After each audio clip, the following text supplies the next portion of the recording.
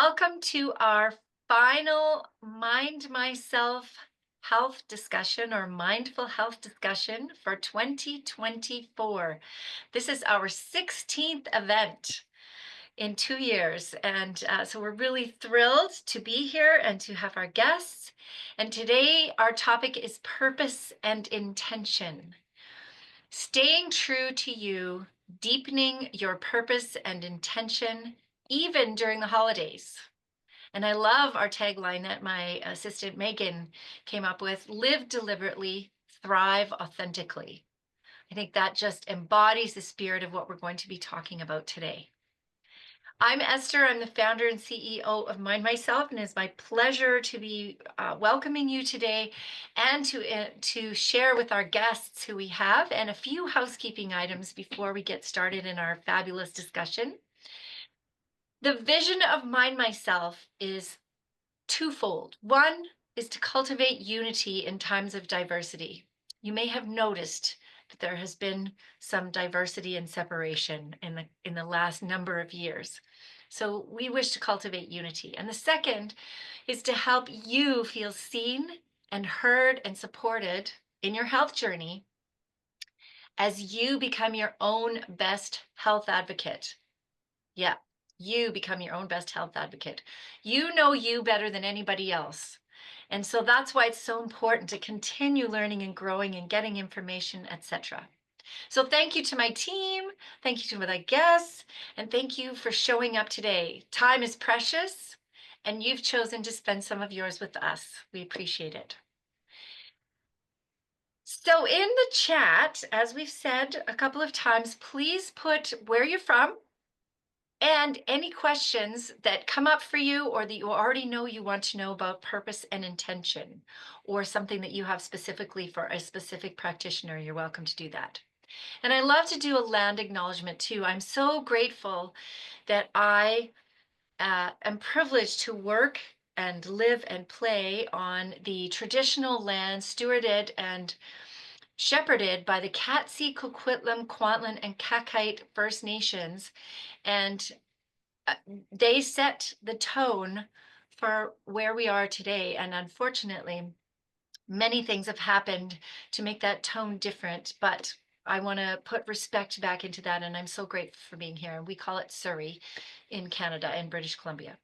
And no event would be complete, remind myself, if we did not do a disclaimer. So here, bear with me while I read it, because it's very important.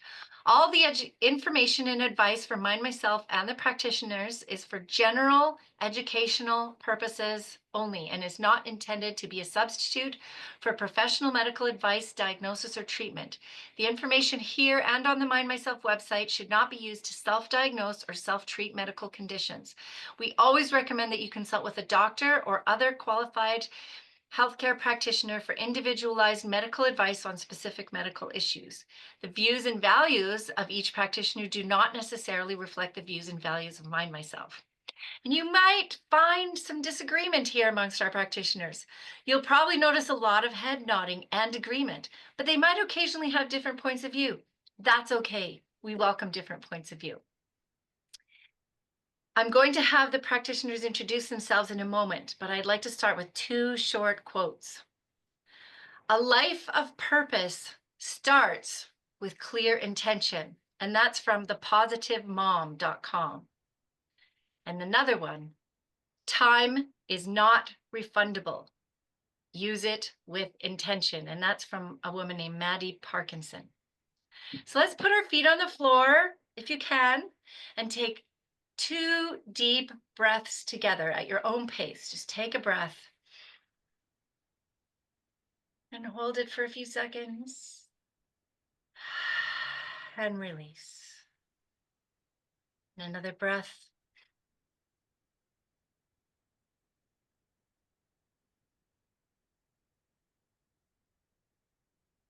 And release. And as we come together, I'm going to have our practitioners introduce themselves to you and take about a minute each. So Dr. Lucille Neckes, please start us off. Welcome, everybody, and I'm so grateful to be here. Thank you, Esther, for inviting me. I am a psychiatrist in private practice in Toronto. My specialty is really psychotherapy, and I do a particular modality called EMDR. My focus is very holistic and also spiritually oriented. I also am on the cutting edge of so many new advancements. I love, for example, the use of frequency technology for health and well-being. So that's me in a nutshell. Thank you, Lucille. And Hillary. Thank you, Esther, and it's a real honor and pleasure to be here. And hi to everybody, all the participants. I am a holistic coach and sleep specialist, and I specialize in helping stress burnt out professionals traverse the gap from depletion to inspired vitality. And I have found that that's to do with physical, mental, and spiritual dimensions, and I work in all three realms. I often start with sleep with my clients because it's such a problem with so many people and it's really foundational to everything else. I bring 25 plus years in the corporate world, training, coaching, and facilitating. I am credentialed with the International Coaching Federation and the National Board for Health and Wellness Coaches. I hold 3 master's degrees in human systems intervention, eco-psychology, and in education. And I am trained and continue to be trained in many coaching and psychology modalities because I just love learning. So I'm always learning new things. I am from Ontario, Canada, but right now I'm in Costa Rica and it's not as warm as you might think. It's raining a lot at the moment. Hopefully it'll get warm soon. So welcome everybody. I'm excited to share with you today. Thank you, Hillary. And Bill, last but not least. So my business goes back. My very first client was in 1969, and I started as a coach right then and there. And it was an amazing experience to notice how I could influence or help somebody that felt stuck. So my job as a business coach has been helping companies get unstuck. I used to believe I could help governments become unstuck. I found that to not be the case anymore. Things have changed. That's a separate conversation and has a judgment attached to it for sure. So, a business coach for quite a while, 20 years now of painting as well. It's on my little monitor there, and I've just loved the relationship between my art and my business because it's really opened up a whole new realm for me. So I've had a lot of fun with clients. I've had some challenges in the business world and the personal things that people go through when they're trying to figure out how to get through their life. I wouldn't want to annoy either of you two well credentialed folks. I'll try to stay out of your way. But there's a place that we really do need outside help sometimes. And how do we best get it? And I think, we need to trust our intuition more. But how do I even know what it is? So that's been kind of the journey that I've been on for these many years, he says, as an old guy. That's me. Oh, I've Thank, done stuff. I've been a cowboy and I've done crazy stuff all across the board. But it's always been something that's inspired me to hang out with people and see if we can do better than we did yesterday. thank you so much, Bill. And with that, illustrious, fabulous practitioners, let us get into the topic of intention and purpose. How would you define, I know that that's not what we put on our list, but how would you define intention and purpose? Let's start with that. Hillary, how would you define intention and purpose? Well, I would say intention is something that could be very rooted or it could be fleeting. But it's something that should come from one's own being, a sense of wanting something. It's related to, I believe, intuition and will. And I also feel that it has to do with our spiritual grounding, our sense of intention, how we want to be in the world, how do we want to, what do we want to manifest in the world, how are we connected with the world.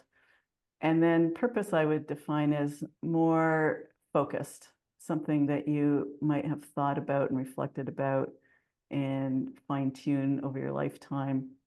It's ideal if you have reflected on it, because I believe that if you haven't created your life purpose or your year purpose, whatever time frame, life just happens to you. So for an intention to become real, I think you have to put it into something more grounded, and the sense of purpose would be a good word to describe that.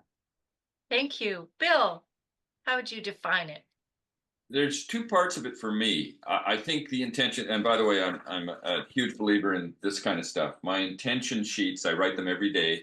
Where am I going? What's going on? But it's the being conversation, not the doing conversation. So the intention is like what Hillary just said. The context there is what is from my heart and how do I want to show up in the world. And when we look at it through a different lens, if we look at the doing side of it, that would be where we could set a goal and see how that unfolds, whether, like you said, it's a year or it's a month or it's what I'm going to do today, the to do lists. Those are really important to have. That's the purpose side of it. That's the doing side in my intention and how I do my intentions. And the intention is the heart side of the being side. That's how I separate those out.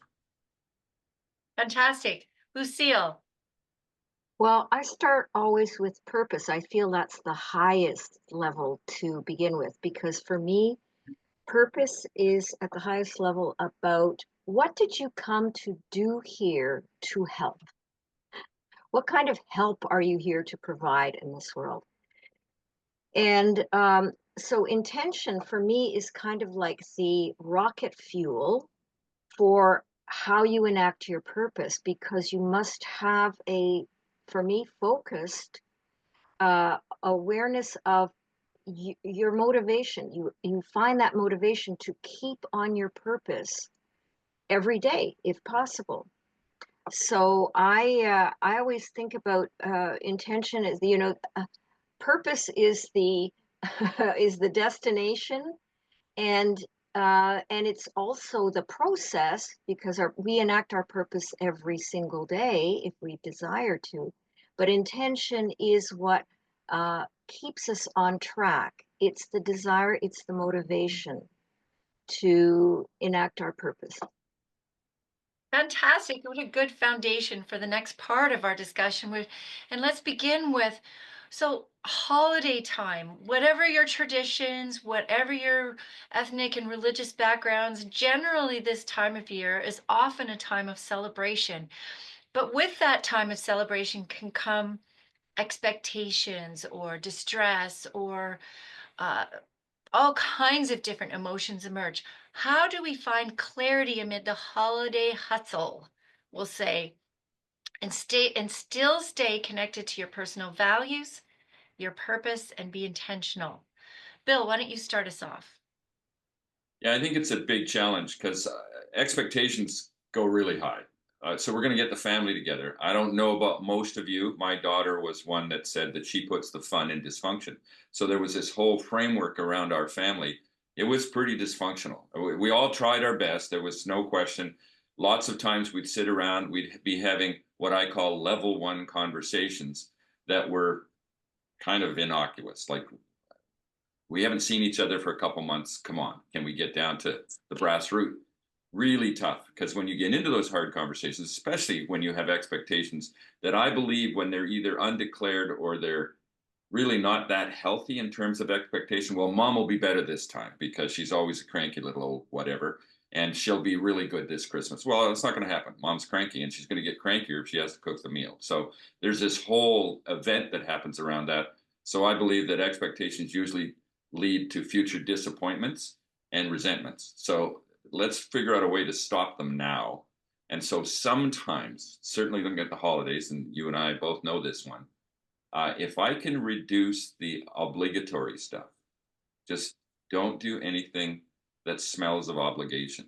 Because if I must do that, it could probably lead to the possibility that it could be a little bumpy. So if you can eliminate as many obligatory things, why do we keep doing this? What are we doing this for? Nobody likes it. I hate it. We'll find out. Lots of people don't like turkey, and we still cook a turkey. What? Don't do it.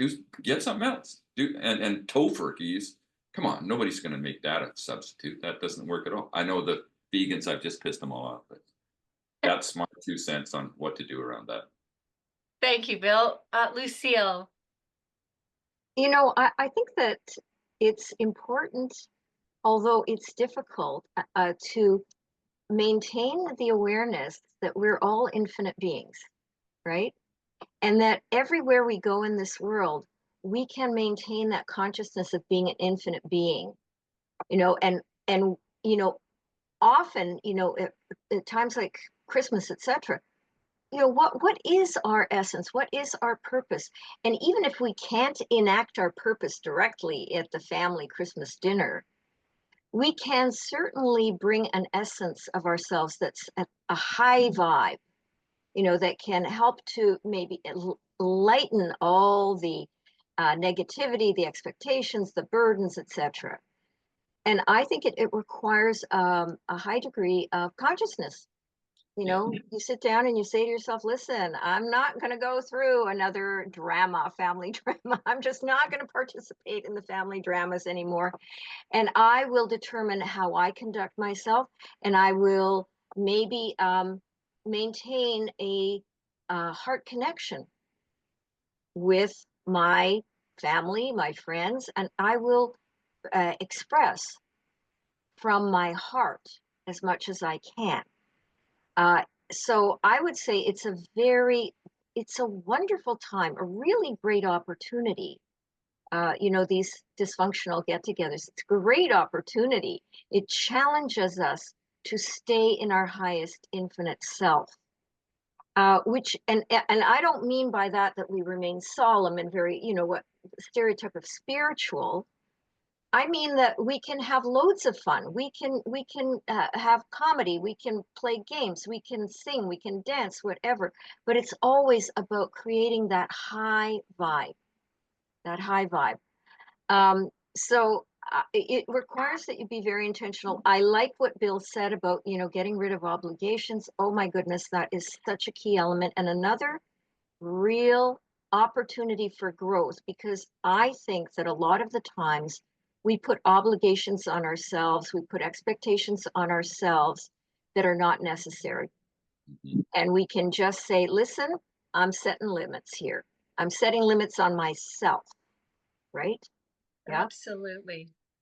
So, yeah, that would be my answer. Thanks. Thank you so much. Yeah, and we may find ourselves in the place of having some obligations, but I like Yeah. what you said, to bring your highest self and Mhm. maybe look at it with a bit of humor sometimes too. Humor is so essential. And, we've lost a lot of humor, unfortunately, in our world over the last 4 years. But I think part of everybody's purpose is to insert a little bit of lightheartedness, Yeah. right? Yeah. Yes. Thank you, Hillary. Thank you, Esther. And I love what you said, Lucille, about us being infinite beings. And I just want to bring in the other part of who we are. We are also earth beings. And a lot, I believe, that is difficult in our society, including the stress around this time of year, is to do with our disconnect from that, from the earth and the rhythms of the earth. And I think it's really helpful this time of year to, in the Northern Hemisphere, notice that it is the time of the winter solstice. And there's something that all humans, traditional humans, have done for eons, and that is celebrate, but also just be in awareness of this time of deepest darkness is also the time of the promise of renewal of light. So there's this opportunity for inspiration and reflection. And for that, it requires a certain amount of stillness. So one suggestion I have about that is to, if you can, turn off some of your media. So that is something that creates a lot of stress, and it's a distraction. Many of us don't realize how stressful that is. And if you turned off some of that and devoted a little bit of time to just being present to the time of year, that could be very helpful. And then also to attend to your physical being. So of course, sleep. Maintain your sleep. For some people, this is an opportunity to catch up on some well-needed sleep, and just attend to your physical needs. So that includes drinking a lot of water, staying hydrated, thinking about what you're eating. And that can be a big problem for some people. It's so easy to just overdo it and then really feel terrible. So enjoy it, enjoy the feasts. The other two have mentioned much about the interactions amongst people. So I'm just adding these other elements. Enjoy the feast, but really set your intention about what your limits are.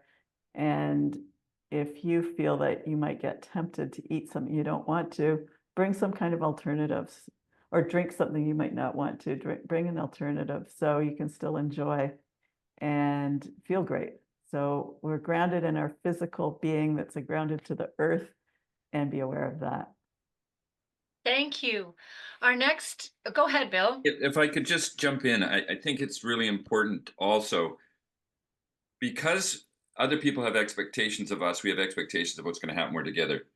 My father, who has now passed, so has my sister and my brother, but we were all alive at the time. My dad was in a home. He had Alzheimer's in the last few years of his life, and he invited us for lunch. Now, I'm a bit of a snob when it comes to good food. I want organic food, and I'm not going to eat at a place like a home that they feed slop out of pails, right? I got judgments about that. So I have to suspend those judgments. And I think it's appropriate at times. I'm not going to eat in that all the time. Dad has to. That's a bit of an annoying thing. But he wants us for lunch, and it's around Easter time. And so we sit down, and my dad's had a wicked sense of humor. And he said, it's good that it's Easter, because this was on a Friday or Saturday. And he says, we're having an Easter egg hunt Sunday morning. And I know my dad has just loaded the room for a joke. I just can feel it. He says, yep, we get to hide our own eggs. Remember, he's got Alzheimer's. And so I laugh. My sister's mortified because he's poking fun at his own disability, basically. And I think it's the best joke ever for Easter. Like, it's truly funny. We're laughing. He slurps his soup, and he notices me laughing. My brother's not even impressed, because he's thinking that's just horrible. It would have been horrible if I'd have told the joke, but it was great that it came out of his mouth, because he was still in that place where he kind of knew he was on that edge. And I think there's something to be said about suspending our own judgments about stuff and things. And I ate the food, didn't kill me. It was no big deal. It was terrible. I still remember the meal. It was not good at all. But he got to share that with us. And there was some magic in that. And if we can just do that, and it, again, for how long? It's for a meal. It's for 2 hours. It's for whatever it is. And the higher self conversation is so important. That's Hawkins' work. Stay above the line. And, look up his work. What's it called? Power versus Force. Brilliant. Because if we can keep ourselves there, then all this poop that's happening around us, it's okay, because it's not going to stick to us. We're a bit Teflonish. And that's that human self can actually just show up and rise above it all. Thank you, Bill. How do we set realistic, heart-centered goals, both for the season and beyond? I think this is just a natural outflow of the conversation we've been having. Hillary, start us off. Okay, well, of course, this time of promise of renewal, time of light ahead, I think is a great time for setting goals for the year ahead, and of course, just for the season as well. And it is easy to get caught up in all the possibilities and set yourself up for not accomplishing what you want. So I would offer a journaling activity. That is what I do. It's a tradition that I employ every year at this time of year. And I just recommend that you write with your hand, and just allow your mind to free flow on the paper. If you don't like writing, you could say it into a speakerphone, into a microphone, and have it transcribed, or you could talk to a friend. Different ways of doing this activity, but just allow your creative mind to without being interrupted or judged, just allow it to flow. And then go back and look at what you've written, and you'll probably find some heart-centered pieces in there, some things that are just what you truly want for yourself and for others and for the world. And from that, just choose a couple, just maybe 3 at the most, to really pay attention to and implement, and think about how they can be the acronym that everyone is probably familiar with, is SMART goals. So they're specific, they're measurable, they're attainable, they're time bound. That's a T. And I've Realistic. missed something. Realistic. Thank you, Bill. So that's when you craft them, but you just allow that creative time first to just free flow, and then you get back to the crafting and the other part of your mind to work. That's what I'd suggest. Thank you, Hillary. Lucille, what wisdom do you have for us in this? I go about it at times like this because there are so many powerful energies afoot in the world at this time. So I like to do it by tuning into my intuition. Because most of the time I would do what Hillary did. I think Hillary's exercise is excellent. But there are times like this where I just, want to get out of my logical brain and into my heart directly. So I wait for intuition to speak to me through my heart and tell me what direction I need to take, what I'm looking for, what I want to create.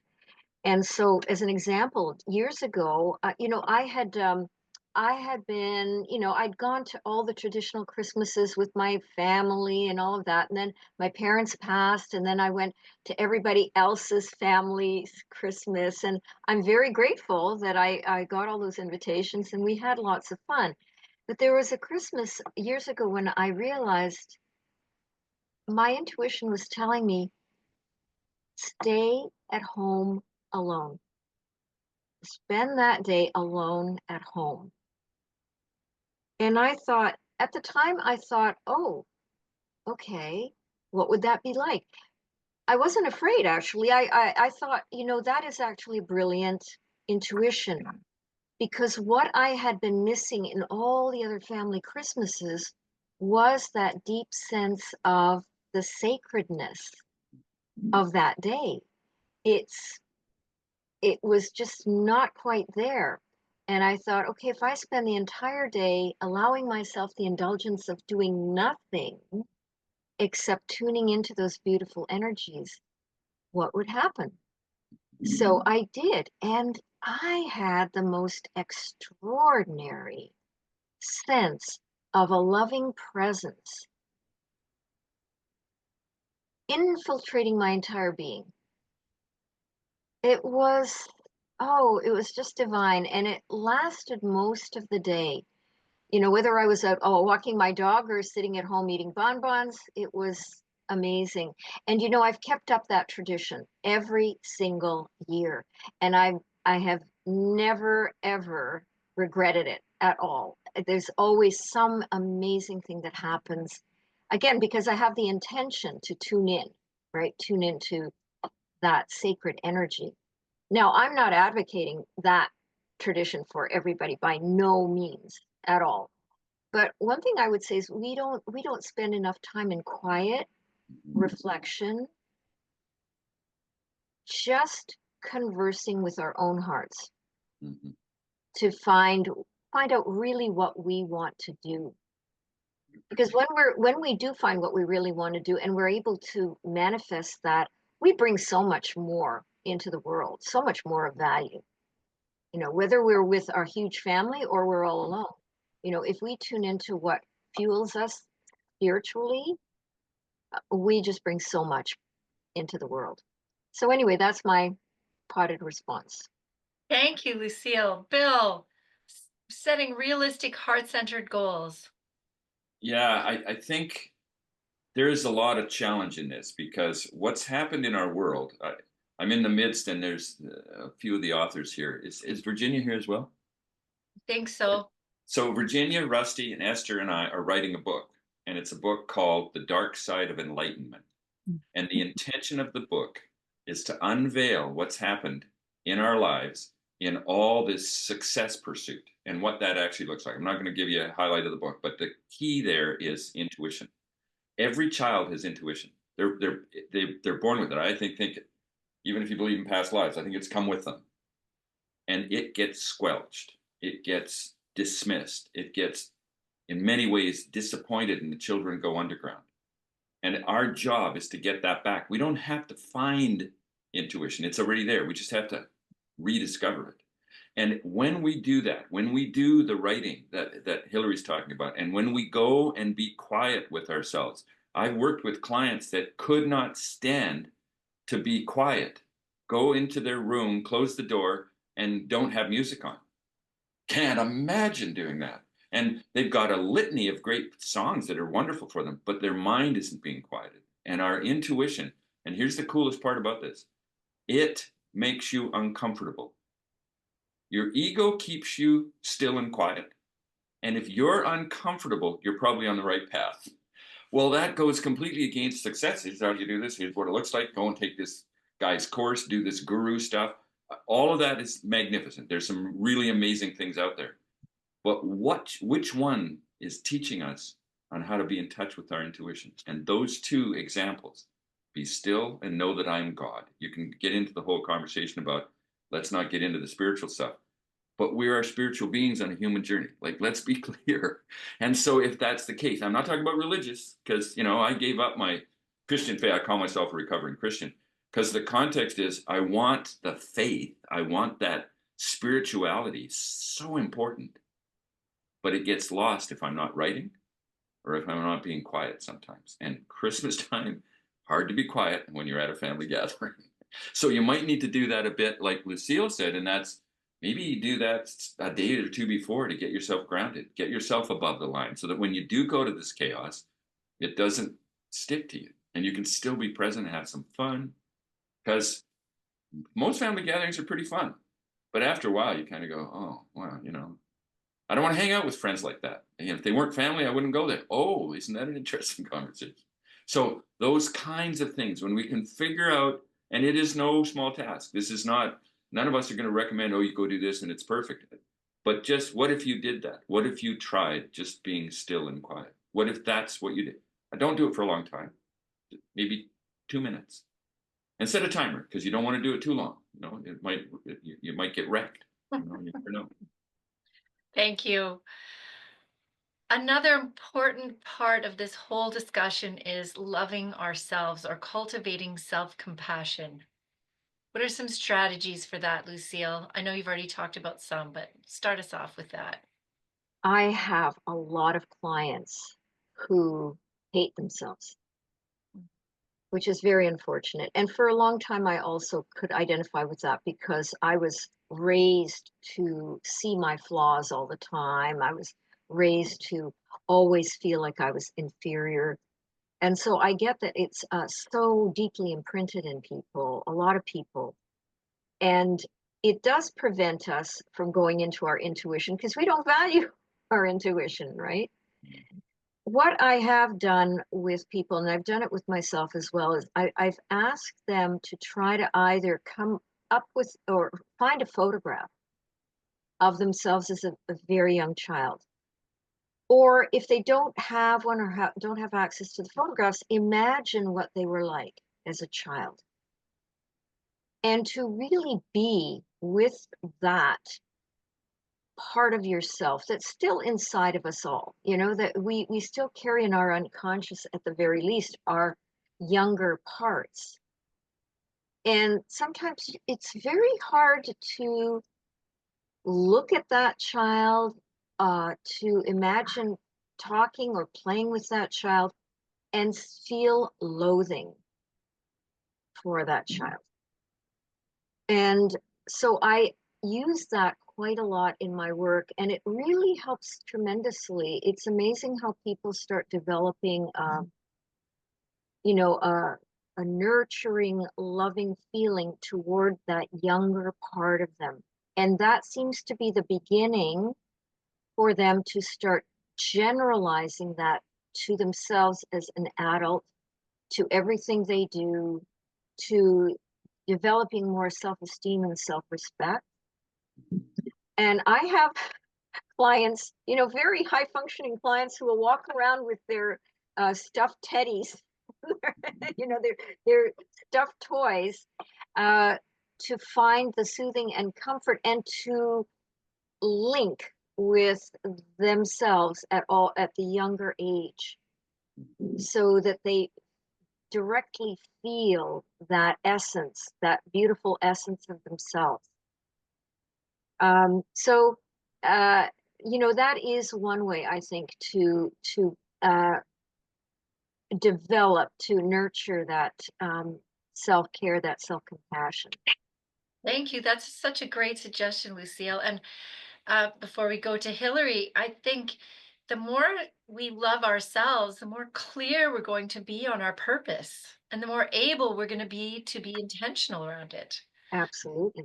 So, Hillary, what are your thoughts on cultivating self-compassion? Well, I think of self-compassion as being a friend to yourself. And it's interesting if you sometimes hear what you're saying to yourself, and you think, well, I would never say that to a friend. What would a friend say instead? And so that is another way that you might kind of catch yourself when you're not being as compassionate as you could be. And another tool I'd like to offer is an activity in nature. So I find that a lot of my so-called problems disappear when I'm in nature. And a lot of that's because it's a different vibration. We're picking up the kind of vibration that we as human beings evolved with. And we have no idea all these vibrational energies that are impacting us in our modern world. So just even if it's a park or standing in front of a tree or whatever you might have available to get into nature. And this activity is one where you would find something, you're using your intuition, something that draws you, that you just feel a kinship with. It could be a specific tree or a bush or a flower or a leaf or a twig, anything at all, that an ant, anything that you just feel this little feeling in your heart when you see it, and spend a moment with it and think about its qualities, what it is as a unique being. Maybe it's resilient and steadfast or whatever qualities you might think of. And then take those qualities and apply them to yourself. Think about how you have those same qualities in your heart and in who you are. And then after you've done that, you can thank this natural being for teaching you something. And you can do this anytime. You can do it if you have a plant in your house. You can do it with your pet. You can do it with a photograph. So it's a great way to get out of yourself and get some different perspective on life, that we're all a part of. We're all part of the natural world. Thank you, Hillary. Bill. I love how if we just stop and do what we're doing right now, which is just having a conversation. Doesn't matter if we all agree with all the bits and pieces, but we just listen to a conversation, it triggers stories inside us. So I have a memory. I'm 75 years old. I have a memory when I was 7, and Lucille tweaked it, because you're dealing with your dad. And I loved being at school right up until this moment. I came through the screen door. I had just got all A's except for one B on my report card. Wow. And my dad said to me, "Why'd you slam the door?" Why should I remember? My dad was a great dad. We had a great life. We did all sorts of wonderful things. Why should that be so close to me? Because I gave up being a great student. Why waste your time? And I never made that connection until I was 40 years old, because that was the trigger. And there was a couple of others, but that was a biggie. I had this great report card, and he hears the noise of the screen door. And by the way, I should have closed the screen door quietly. That was a rule in the house. How many rules as children did we break that then stopped us from being in our joy? So I'll talk about joy in a sec. And the other distinction I think is really important is that when we don't have the equipment, we don't have the capacity at 5 or 6 or 8 or 10, but boy, does a lot of stuff get bolted in. And there's a body of work out here with an organization called The Haven, and they talk about it's never too late to have a happy childhood. And I think there's some truth to that, because looking at it through my 5-year-old eyes, very different than my 75-year-old eyes, different than my 40-year-old eyes, my 30 years old. Unless I want to carry that past, which is what happens with most of us, certainly around the holidays, we have all these past memories, some of them good, some of them ain't, and we drag them into the present moment and then push them into our future. we should just let them go. And it's easy to say, just let it go. But it's like Taekwondo, just let it hit you and let it go through.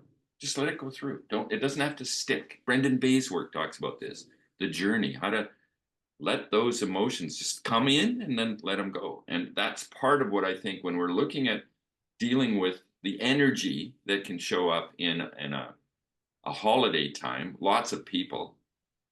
Esther was just in New York and she talked about all the energy on the street because you're bumping into people all the time. Like she just needed to get away. Go back and hug a tree, which, by the way, in the 60s, when we did that, we were insulting people. Now it's a prescription from psychiatrists. It's so important to be in nature. Anyway, that's a little ramble. So Thank you, Bill. Boundary setting. I know we've referred to this already. How do we set boundaries in a loving way and still uphold our truth, our own purpose, our own intentions, and honor those relationships that are around us, whether it's the holidays or beyond? I know it can be particularly potent around the holidays, but it's for beyond that. Bill, do you want to start us off? yeah, I think we've kind of nailed it already. There is a place that when we put ourselves in a position that we're trying to make things work better, and we have an anticipation that somebody else will hear that and they will change their behavior. It's a fool's game. It's never going to work. Like, you just have to show up and you be your shiniest self. And if I've got a mask on that I'm going to be this really nice person. Yeah, I used to have this with my brother who's passed. He was quite religious, kept his faith, because we were raised in a Christian home. And I would, when we were together in family stuff, he'd quote a piece of scripture, and I knew the scripture before it and after it. So I'd slam him, ego well at play, and I'd just poke him back and forth, and it would just exhaust him. I was having a great time. It didn't serve us. And his wife came to me one day and says, "Could you stop doing that? Just stop quoting scripture back. Just agree with them, be done." Because he'll be done and over. It flames out. When I was doing conflict resolution with the Justice Institute, we taught a course there. And the course we created was so this is a critical piece of data. Most upsets run out of gas in 28 seconds. And if that argument lasted 5 minutes, it meant you interrupted. And here's what an interruption can look like. That's an interruption. Rolled your eyes, went over to or you go, what? Hold. All those are interruptions. Start the clock again at 28 seconds. So if you had a 5-minute scrap with somebody, you interrupted a lot. Let them run out of gas. It's okay. And so there's a place that if I could do that and do that with grace, that's the key, not some sarcastic, listen, you dumb, whatever. If I can do that with grace, my level goes up by my honoring grace in my life and grace in my body. A little off topic, but there it is. I'll punt. Thank you. Thank you, Bill. Hillary, how'd you weigh in on boundary setting with love? Well, we tend to think of boundaries as what we do and don't want to do or to be.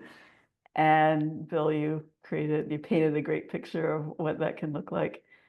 I'd bring in also that boundaries are energy as well. There are the energy that is in us and surrounding us, and we all have boundaries. And when we don't honor our own boundaries or other people's boundaries, we're really affecting the vibrational energy around us. And so when some people might find they do things, they acquiesce too much from what other people want, but your energy is going to change. And so people pick that up.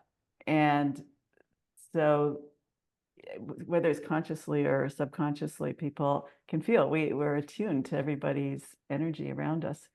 And so the more that we can feel that we are honest with ourselves and with others, the more we'll show up in a more congruent way and feel good about ourselves. And although we are not going to change anybody, as Bill said, we can impact people in a positive or negative ways. So boundary settings, I think of as a gift to people, And it also brings other people the option to set their own boundaries too.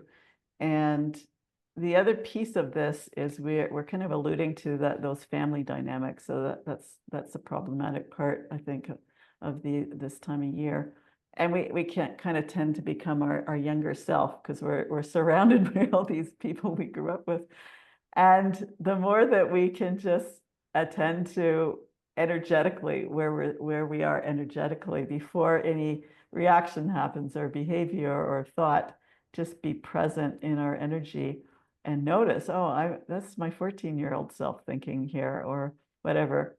That can go a long way to helping shift the dynamic within yourself, which is, of course, what you are able to do. And be happy with one small step. Like, oh, I didn't blow up at so and so, which I do, or I didn't, whatever, whatever your typical reaction is. Yeah, Feel happy. I Yeah. loved them even when they were being mad at me or something. Yes, or Being yes, engaged. Yeah, exactly. exactly. Yeah. Fabulous. Thank you, Hillary. Lucille. Well, I agree with so much of what Hillary and Bill have said. I don't have that much to add, except people often, I think, have the wrong orientation around boundaries. I think boundaries are more for the person that's setting the boundaries rather than other people, okay? Because it has to start with an agreement, a promise to oneself, right? That you are not going to violate certain values or practices or whatever things that are good for you, you're not going to violate them. And all you're doing is basically making a commitment to yourself with a boundary that I will do this for my own good, to align with the truth of who I am.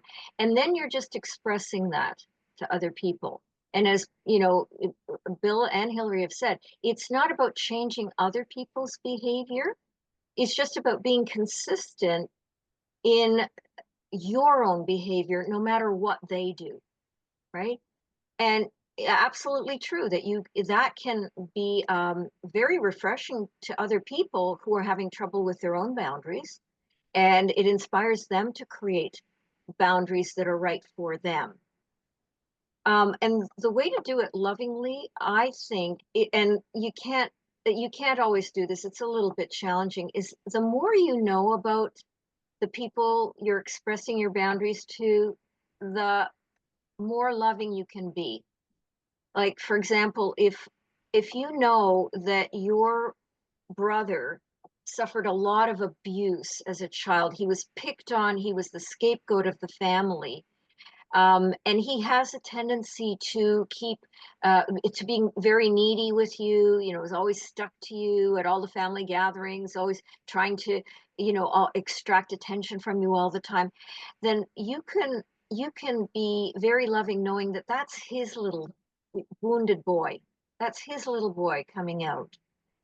And so you're going to be very, very kind and say, I would love to talk to you, but right now, because we're in a group and I haven't seen all of these people for a while, I would just like to spend some time connecting with some of the other people. And maybe you and I can make an arrangement to meet later and have tea, something like that, right?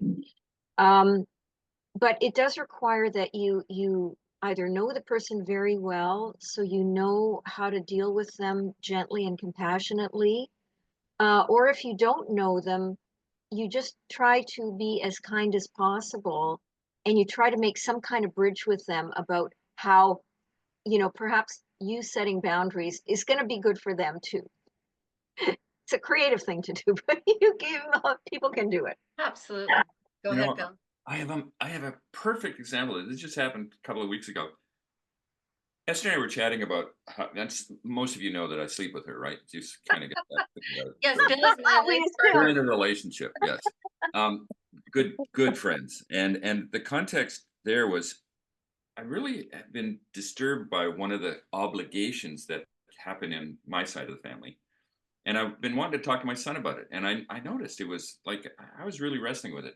Finally made the time, sat down with him, and I said, I just noticed, Jake, that I don't like this obligation stuff. And he sat back and he went, I know, it's so annoying. Like the door was open just like that.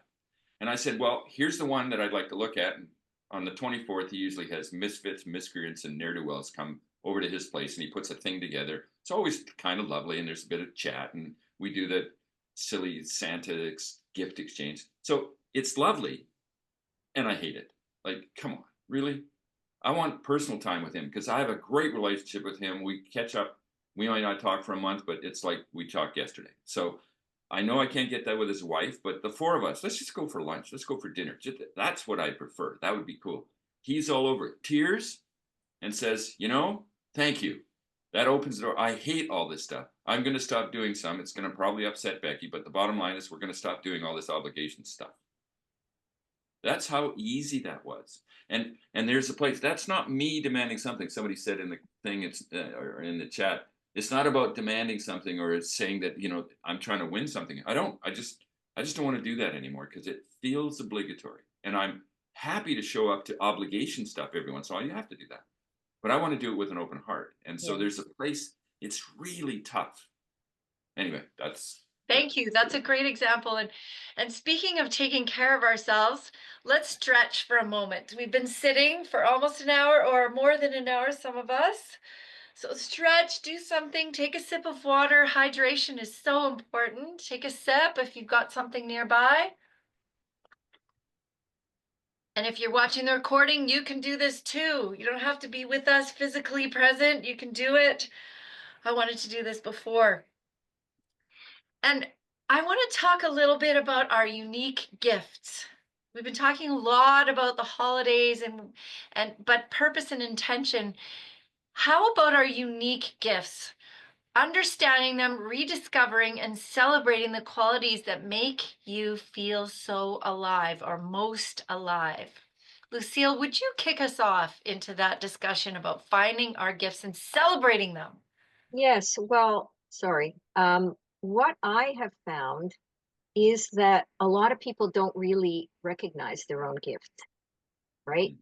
Um, we're kind of programmed to be functional workers and perform at jobs that are, kind of pre-assigned in this world. Most people are not entrepreneurs, et cetera, et cetera. And so I think a lot of people have a really difficult time when you ask them what are their gifts. When I sit down with a client, one of the things that I do with them is I say, well, tell me a little bit about yourself, but the positive things, like what are your gifts and talents and skills? Often I get a deer caught in headlights look, and it takes a while for them to come up with it. And where people usually go with that, if they don't already have it in their lives or present in their lives, is they do go back to their childhoods. We kind of have to figure out, well, what did you love to do? Oh, I was very creative and I could take anything and make anything of it. And I loved that. But I haven't done that in a long, long time. That would be an example where they lost touch with their gifts. We all have them. We all have the gifts. It's more our connection, our connection to it, and whether or not we are bringing those gifts out into the world. So I would say that Christmas or any other holiday, if you intend it, can be a very fertile ground for you to explore, what your gifts are, because it's a very creative time, really, when you think about it. If you take out all of the obligations, as we've talked about, you take out all the, rushing around, getting gifts for people and blah, blah, blah, blah. And you take, even an afternoon and you're decorating your house and you realize, oh my goodness, I have such an eye for color. Or, oh my goodness, I cannot imagine spending any time alone because I so love being with people and I love helping people and I would love to be out there volunteering for, some good cause. And that just lights me up. I think it's a good time to reflect on what our gifts are. And if you know your gifts, bring them out. One of the best Christmases I ever had was when I went to a Buddhist retreat a couple of hours north of Toronto here. And the there was some, small gift exchange, but the beauty of the whole experience was that people were asked to present something of themselves to the group, right? Like, um, recite a poem or show us some artwork that you've done or tell a story, any story, or tell jokes or, play a musical instrument. We all get up and dance. Those were the best times whenever I went to a gathering where people actually performed. I know that can make people feel the heebie-jeebies when they think of performing in front of somebody. But but a lot of people, shied away, but then they stepped up and they actually did something like recited a poem, their favorite poem or whatever. And you should have seen them beaming and just radiating such joy. And everybody appreciated everything that everybody brought. And I think if we thought about family celebrations that way, that we all have gifts. Let's just bring them out. Let's bring them out and really appreciate one another for something other than our dysfunctionality, right? I totally agree. I know I was just, as Bill mentioned, I was just in New York for 5 days. I had the opportunity to see Lisa Nichols live, one night only, one woman show on Broadway, which is why I went to New York. And I came home. And this is Bill sharing his gifts with me. He cleaned the entire house, which he always keeps it clean. He put our minimal Christmas decorations up, put the red tablecloth on, and I was staying in this really nasty little place in New York, and I got home and, oh, that's so beautiful. And he did that A, because he enjoys doing it, but B, because he knew that I would appreciate it too. So there's the give and take, things that light us up and things that also are in service of other people. Mm-hmm. And so, Bill, do you want to comment about discovering our gifts and sharing those? Yeah, I think there's something magical, and you're right on the money, Lucille, when you talk about we all have these gifts, and lots of people, again, deer in headlights, they have no clue. So I was interviewing somebody Wednesday night, and a bunch of questions, and I hijacked them with all the questions. We did not rehearse it, so I really kind of put them right up against it. Some great questions that we created. Um, and I asked him this: "What's the gift you currently hold in exile?" And he stopped cold, teared up, and then answered the question. And he got back to me. We chatted this morning. He's going to work on it. He wants it out. It needs to be out in the world. If we just ask those kinds of questions, it's a door opener. And he was he's a coach, and so he was, a few people that he invited to kind of get a sense of who he was. That one triggered everybody in the room. What gifts are we not bringing forth? And I started painting. The only reason I painted was I bought a car that was all souped up, and I got a chance to drive to Nelson, and I got to drive fast and go around past. That's the only reason I went to Nelson. Oh, there was a 4-day workshop, and it changed my life because I started painting, realizing I actually really like it. The art behind me, the art behind Esther. I love painting. I've just been working on one for the last couple of weeks while she was away. And so there's this whole world I didn't have time for because I needed to make money. That was it. I'm a musician, haven't played my violin in 50 years. All of those are gifts. What am I doing with those? And if they were gifts to me from my creator, or whatever you want to do, what am I doing with that? And how do I be my biggest, shiniest self? And when we're going into dysfunctional relationships, sometimes we squelch it. You need to bring them out. Let's see what happens. And those homemade gifts, when we do all that, whoo, let me tell you, people get thrilled. And there's a part of you'll go, yeah, but it was just peanut butter. I just made those little things. So they're fat bombs or whatever they call them. I just made, and they're like, whoa, okay, well, why wouldn't we do that more often? Exactly, a spice mix or whatever. Yeah. Thank you. Hillary. So I just like to pick up on part of your question, Esther, about when you feel most alive, because that's a hint of the gifts, and especially the gifts that you love, that you vibrate to and that you love to express. And to Bill's point, yeah, we sometimes get into habits of kind of deadening those things or just focusing on, the basic lowest level of Maslow's hierarchy of needs of food, shelter. And so the gifts, you might be lucky to be using those gifts in your work, etc. But chances are there's other things and maybe things you don't even know as well. So I think part of that aliveness, feeling alive, is doing something different, taking a little risk. It doesn't have to be very big. It can be just walking somewhere where you haven't walked before and noticing your body. So to feel alive, you have to actually notice your body. Like your body is what feels alive, right? And so be in the body, pay attention to it as you're doing some little different thing. Stop off at a cafe on your way home, go to see some blues that you haven't seen, whatever it might be, just anything. And just allow yourself that little risk of doing something a little bit different and noticing how it lights you up. And I think that can lead to your intuition kind of kicking in and telling you what's the gift in there, what's the gift you're giving, what's the gift you're getting as well. I love that. And in addition to New York, I've had the privilege of traveling some this year when I haven't traveled in not even just 4 years, but probably 6 or 7. And I was in Hawaii before I was in New York. So talk about contrasts. Oh my. But I was on a retreat with about 17 other women, and we danced and we sang and we played and we swam. And I went, oh, I love doing this. This makes me just so alive. I relate to that part of this discussion. And I can't swim all the time because it requires a lot of time and it's chlorinated pools and whatever. So, but I can be intentional and purposeful about including that in my life every year in some capacity. But I can dance and I can sing and I can get up and move throughout my day, and it doesn't matter who's there or what they're doing.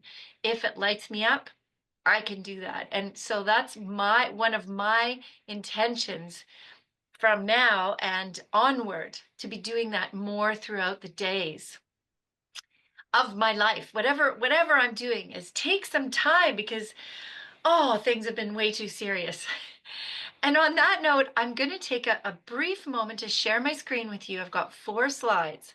I want to tell you about something that's upcoming and give you an opportunity to join in if it's something that resonates with you. And if not, that's fine too. But we are shifting some things up this year with Mind Myself. And I am going to tell you just a brief moment about what it is. So as you know, we're offering you more choice, helping you become your own best health advocate. And instead of doing these mindful health discussions for the first couple of months of 2025, we have an 8-week book club and healing series. So this is a book club with a difference. We're using Dr. Vicky Mondlock's book, Full Bloom, Perimenopause, Menopause, Postmenopause, Health and Happiness Through Hormone Balancing. And she calls it your owner's manual for enhancing the best years of your life. Be heard, be acknowledged, be seen. So each week for 8 weeks, starting January 8th, we'll be sharing 2 of the chapters and it'll be 90 minutes, just like this is today. And it'll be on a Wednesday night at 6 p.m. Pacific. So it'll be a little later in Ontario, but I think people can do it if they really want to. But we're going to discuss things like hormonal changes, misconceptions, root causes, different perspectives, mindful practices. And each session will include the discussion of the book and actual energy work, clearing old patterns, clearing and doing some guided meditations, etc. So this is coming up, and this is what we're going to do. And I love this quote: our mothers were largely silent about what happened to them as they passed through this midlife change, but a new generation of women has already started to break the wall of silence. That's from Tricia Posner. And I think that this is really important. So if you are a woman and you want to explore this topic more, this is a fabulous opportunity. If you know somebody in your life, feel free to share this. Megan will put the link in the chat. And the cost is $120. If you're in the US, it's 120 US. If you're in Canada, there's a way to pay 120 in Canadian. Woo! You don't have to pay $1 million for something in Canada. And if you do choose to sign up today for something like this, if you want to, there's a way that you can do it in installments. But if you do sign up today, and Megan's going to put the link in our chat, as I said, your name will be entered into a draw for two things. We have a beautiful set of mugs. They're black mugs. You can't see them here, but they're really beautiful and shiny, and they have lovely handles. And so that gift will come to you, and it's from our sponsors. And Rusty won one of these. This is a blanket, a pillow blanket from Spread to Love. And these are from our sponsors, the Gift Basket Co. and Spread to Love. And you will also be entered into a draw, and perhaps this is the most valuable gift, is for a 1 hour free coaching session with Bill. So if you do decide to do that, and we do appreciate all our sponsors today, Light Life Technologies, the Gift Basket Co. and Spread to Love, and Brandon Inc. Promotional House, we would love for you to sign up for our 8-week book series. And we would love you to stay in touch with Mind Myself. We value and appreciate donations at any time. That link will be in there. If you choose, we have a local organization called Blind Beginnings that serves blind children and families, or partially sighted children and families throughout British Columbia. And there's an African organization, Ways of Transformation, and they help young women in Uganda get period products and education about what's happening in their bodies. So that's very close to my heart as well. And we would love for you to take our health survey. It's right on the website everywhere. Visit our website, sign up for our monthly mindful moment, and join the community. And of course, connect with us on social media. So I'm going to stop my share right now, and we will continue on with our Q&A session. So thank you for listening to that. And of course, we love to have you on Wednesdays at our upcoming book club. So now we have our Q&As, and I see, please feel free to raise your hand and we can do that, and you can ask your question live. But I also see that Melanie has a question in the chat, and I'll read it out. She says, I'm not one for celebrating or really acknowledging holidays. It began years ago, so I decided to discontinue email or text other holidays or New Year's wishes. And her question is, I was wondering, is my decision considered a belief and or my boundary or something else? I'm not able to say on call if you follow-up question. Thanks for answering if you have feedback. So I think she's wanting to know, she's even discontinued responding or sending any emails or texts in response to holidays. So would anybody like to answer that one from Melanie? What do you think about the boundary she set? Any comments about that?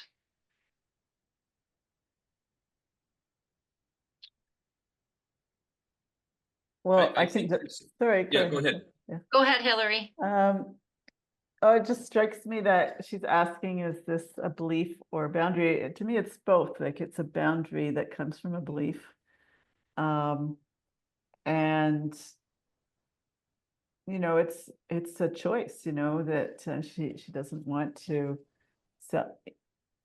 Perhaps I'm just imagining, because not here, there's something about this time which she just does not want to engage in. And so people know that. And so she has established that. And I think that's very valid, you know, to not go along with, you know, on the gravy train, or probably not a gravy train, whatever the train is, the train, the train of shopping and doing this, that, and the other. I noticed somebody in the chat mentioned making gifts instead. So there's ways to bring your own values into the season and not just kind of go along with the traditions, but it also depends on who's in your life, right? And what they're willing to do or not do. So there's a lot of factors in this. And I also was very appreciative to hear Lucille's decision to just spend time alone. And how wonderful it is to celebrate on your own at times. So I just think there's a lot of ways of doing this time. And it's a time that we often get free of, you know, we get some time off if we're working full time, and to really use it to to use it for this gift that it is, rather than sort of doing whatever you're expected to do and then feeling, you know, resentful or whatever you might feel. Maybe you feel good, but to Absolutely. just do what you need and give other people permission to do what they need as well. Thank you. And Bill, I think you wanted to weigh in on that too.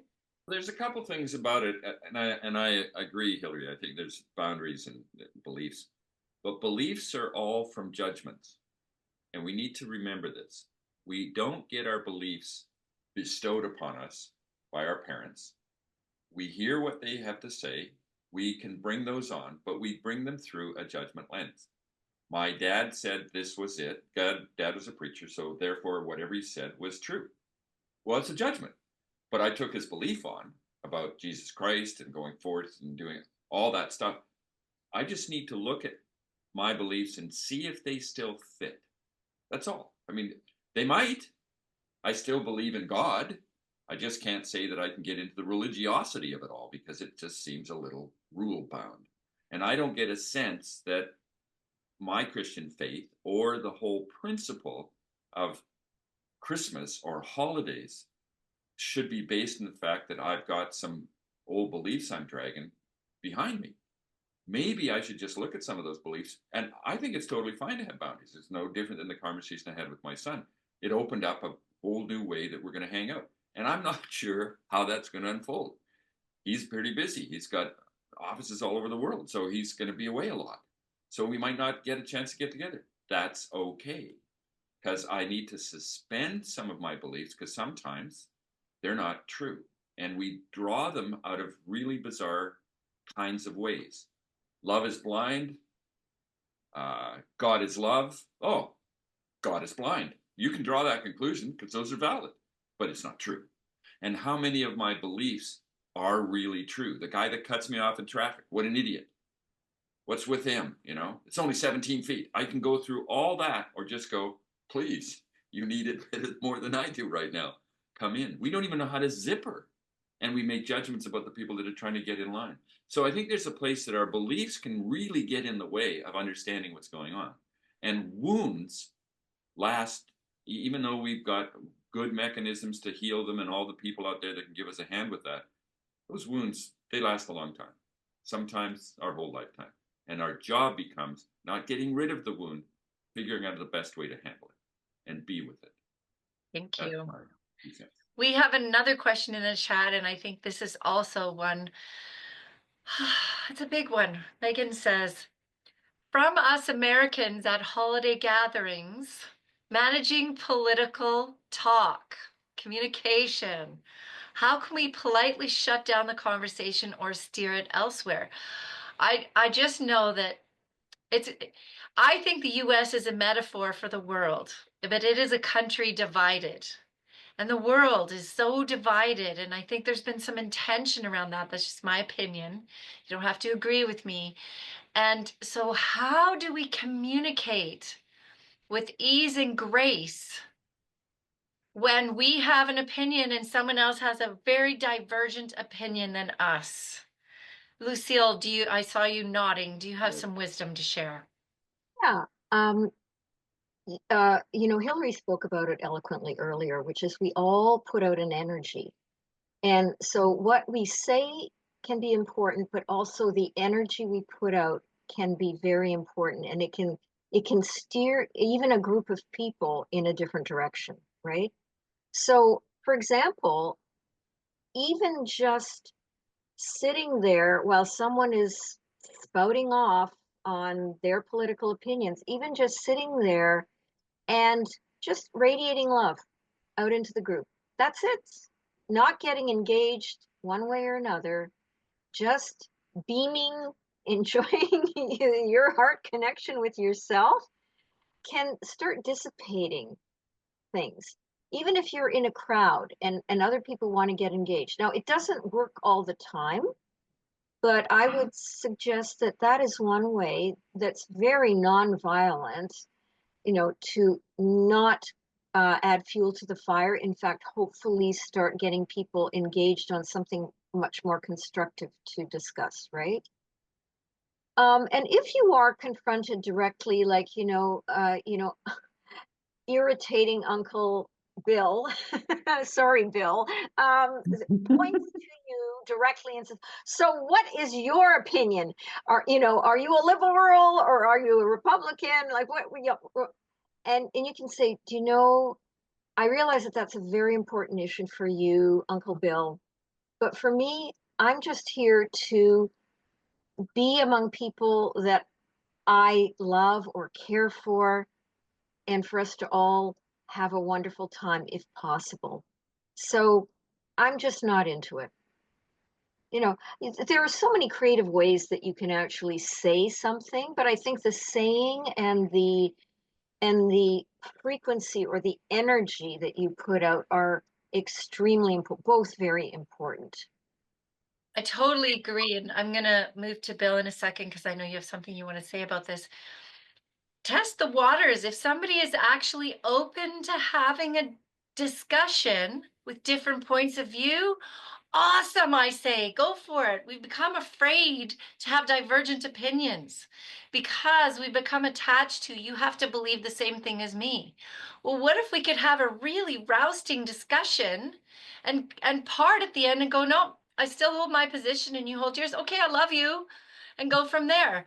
What I really love about what you said, Lucille, is be in an attitude of love, and I would just couch the, it might not always work. It always works. It just might not be change anybody else's behavior. It Yes, always works as a tool to send love to other people. So right. there's so many ways to approach that, but I love that. Just sit there and radiate love, because if you're there, you probably care for the people who are there. Bill, I know you had something that you wanted to say. Well, in this context, your ego is at play if you can't step into the conversation. So just know that it's driving it because you think you can change their opinion. And opening with something like, wow, that sucks to be you, is not going to help the conversation in any way because you want to say it. Your ego wants to just smack them on the side of the head. The conversation can actually be opened up a little. So when they did what Lucille said, well, yeah, Uncle Bill, I don't really want to get into this. The conversation can be as simple as, what makes you so confident that that's the right choice for you and that you're like, let them go, open it up a little. Again, you're going to be below the line or above the line with it, and being there with an open heart to just listen to what they have to say. Because my personal experience in all this, and I was a political animal up until 10 years ago, in everything you name it, I had some fingerprints on it. And so there's a place for me that those worlds have changed, and people are looking for security in some manner, and some of them are doing it. And here's again my personal experience: doesn't matter which person you pick, they've got really great features that they've done, and then they've got some stuff you just roll your eyes and go, how could they do that if they're that kind of person? That's going to be with every single person, especially those, now that I'm going out on a skinny branch here, those that go into politics. They got lots of dark stuff in the closets, but they've also got the courage to go and figure out where to make more money off the bodies of the innocent. So there's a place in all of it. How do you be in this and have a little bit of fun? Just be and enjoy. And I, Jane, go ahead. I think this is Marianne responds in the chat and says, Bill, awesome advice, but you've never met my twin brothers. One reasonably left and the other radically right. Not that you're sharing what your thoughts are about that.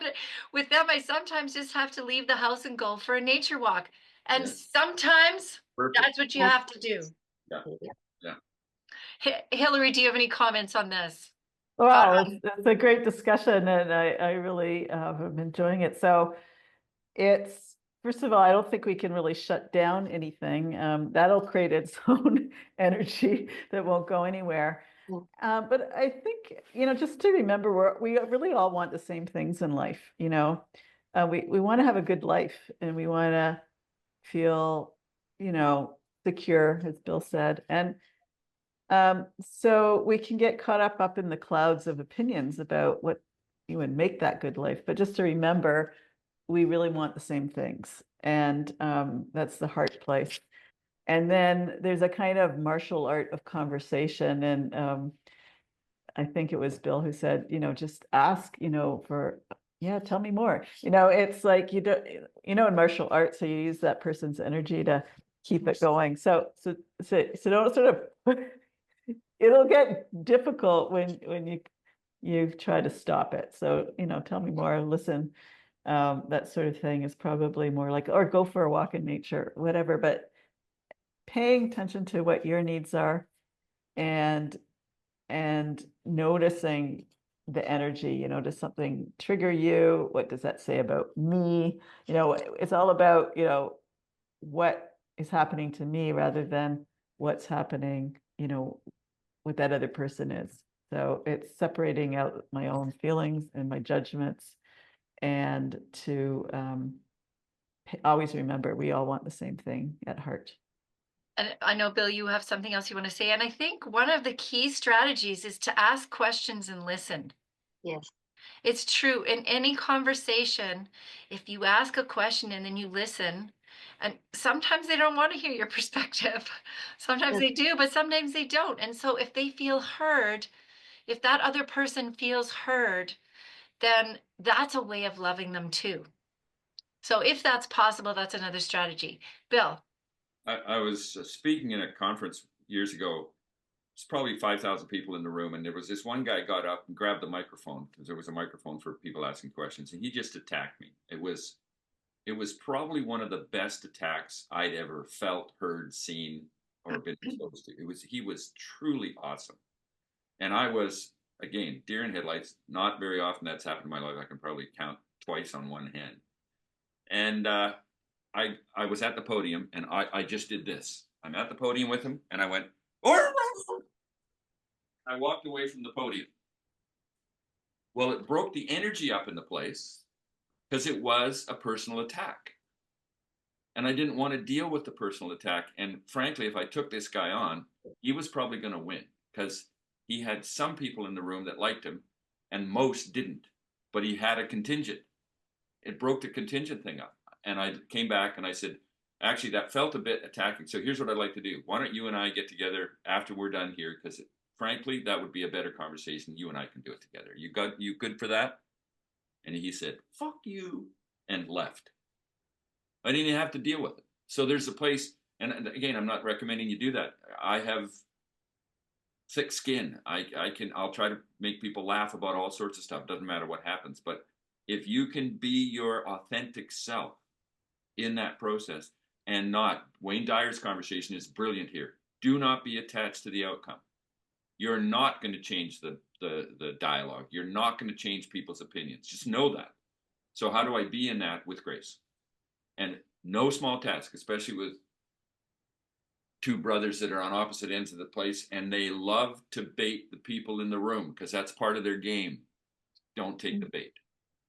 Exactly. Mhm. We've got a couple other questions here. Steph says, my biggest, and I see your hand, Virginia. My biggest struggle is that I have many heart-centered intentions, but I struggle implementing or being disciplined about them. When I ask myself why, it often comes down to a lack of time and energy, is what Steph says. Any thoughts on that? Yeah, I'd like to know a little bit more about lack of time and energy.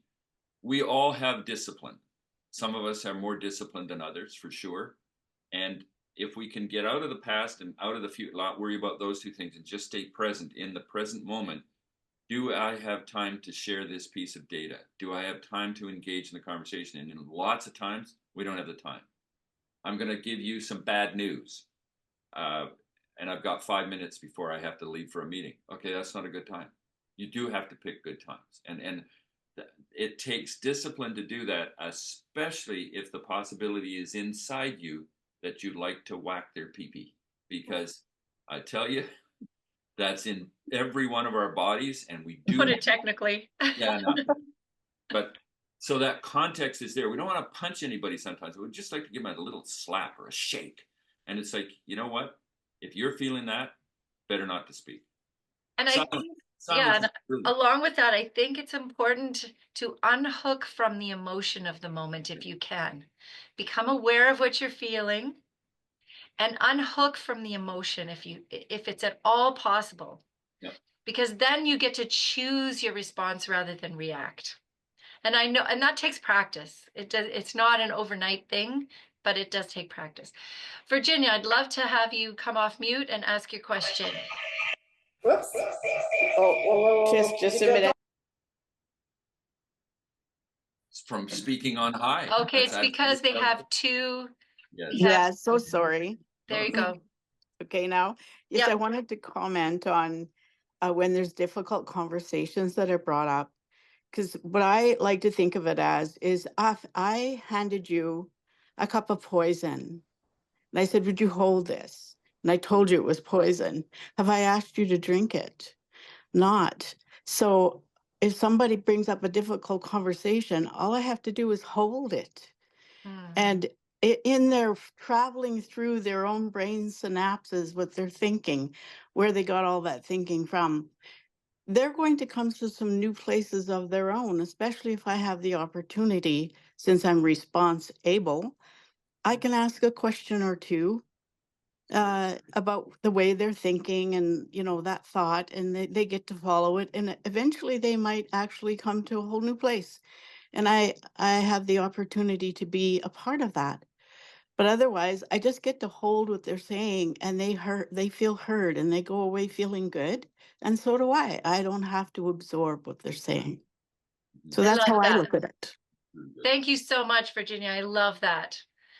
Did any Okay. of the practitioners want to respond to that? Yeah, no, I really appreciate that perspective, because one of the things that we don't think about enough is that it's sometimes the hard conversations that can create the greatest closeness. If we take up the challenge, we don't run away from it, and we do as what a number of you have said, which is you listen with curiosity. You don't have to agree. You ask questions, and you may find that in and of itself, if you approach it with no judgment, with no need to prove you are right and they are wrong, it's amazing how much that can create a bridge between your hearts where you understand. If you don't have to agree, but if you just understand the person, if you both feel like you've been heard and seen, it can actually foster deeper, more loving connections. And you may never agree on that point, whatever it is. And that's fine. Okay. You've gotten something more valuable out of the hard conversation. Absolutely. I love that. And there's a response in the chat from Colby. Such a tremendous perspective to have on life.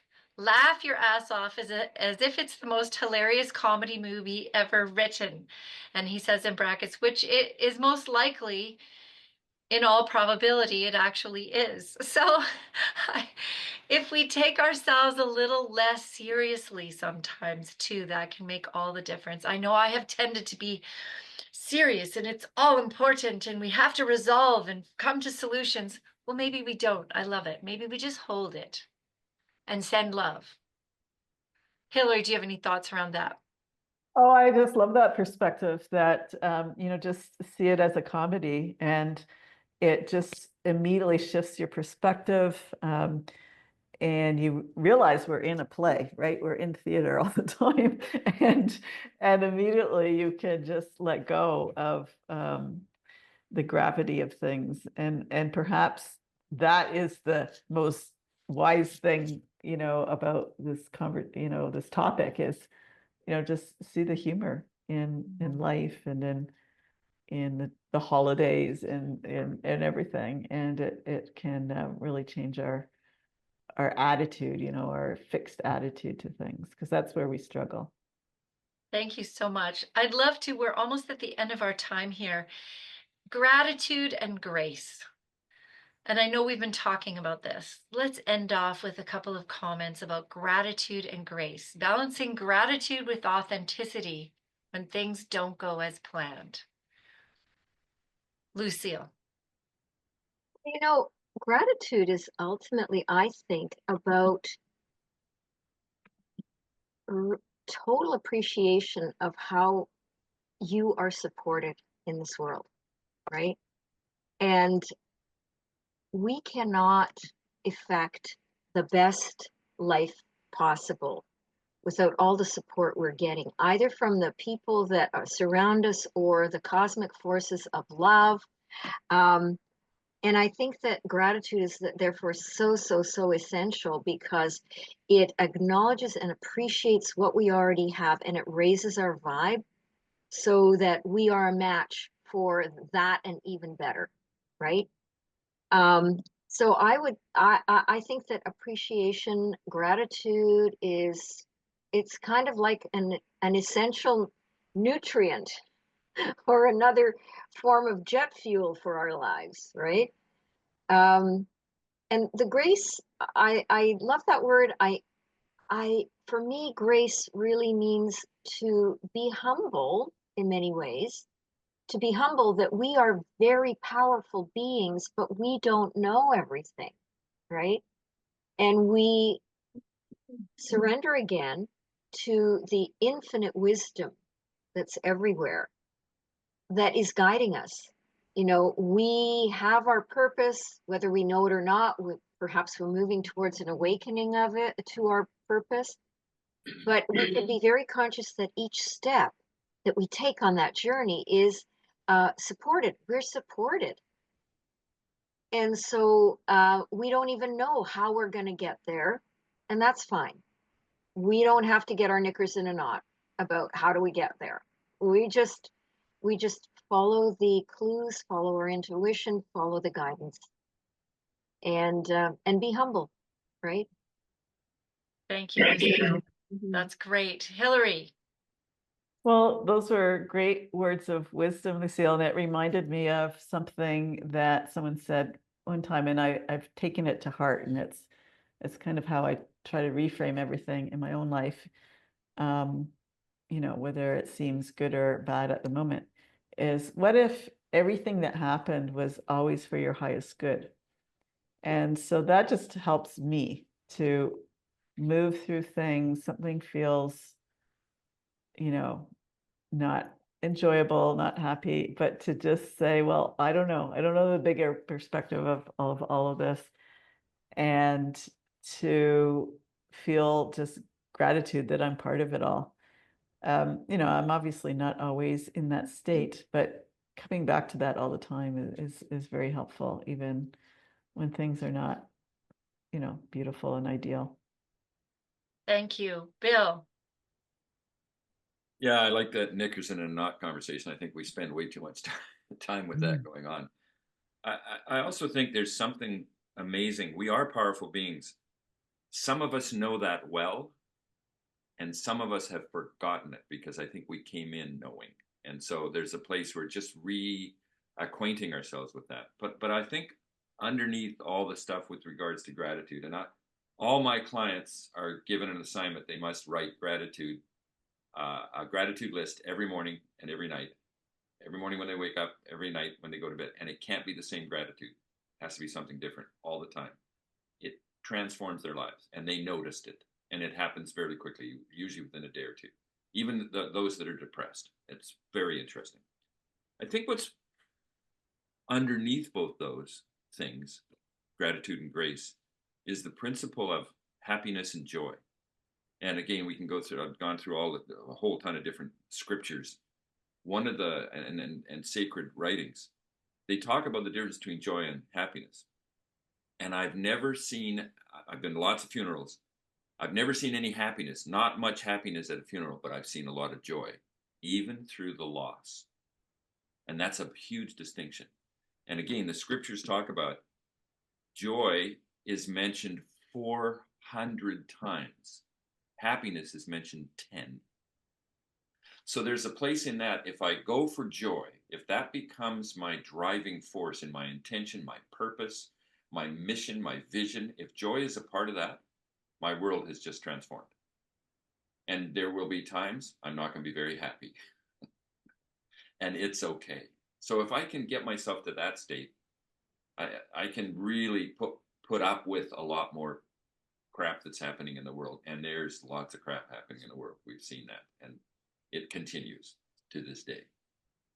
Thank you. I know we're coming to the end here. Are there any final words? I have a couple of quotes to share, and I know that some of you may want to reach out to our practitioners, our panelists today. Their information is in the chat. You can also find their information on our website if you're watching this after the recording. And but any final words to bring us home, Hillary? Well, I found this conversation very inspiring, and it's, I started off by reflecting on your questions, and now the conversation feels like, I'd like to take that, to the dinner table. If I'm not here with my family this year because I'm away, but I think this would be an amazing dinner table conversation, or some of these questions to bring, and just listen to people's answers. It's very pithy. I love that. If we could have more conversations like this just on the regular, that would just make my heart sing. Lucille, any final words for you? Um, just something very, very simple to remember that, as human beings, we are creators. And it's important to focus on being a creator in whatever circumstance you're in, not a victim, not a victim to the circumstance. Whatever it is, Christmas, Hanukkah, whatever your celebration, whatever your family gathering traditions are, remember that you are still always a creator, and it's a choice to be a creator rather than a victim. You create the best that you can out of any situation. Thank you. How beautiful. You are a creator. You don't have to be a victim. Bill, take us home. Yeah, I think a bunch of people are waiting for passion to be a precursor to what they're going to do in their life. It doesn't work that way. Do what you love and feel fulfilled at and reward you inside. Passion will show up. Oh, thank you. I have a few quotes. They're very short and they just spoke to me. Living with intention means saying no to the things that aren't important so we can say yes to what matters most. That's from Crystal Payne. And Toni Morrison says, your life is already artful, waiting, just waiting for you to make it art. And finally, Frederick Buechner, purpose is the place where your deep gladness meets the world's needs. Thank you so much for being a part of this inspiring discussion. And I hope you have a joyful holiday season and beyond as you live into your purpose and your intention. Thank you for being here. And we do this because you matter. Thank you.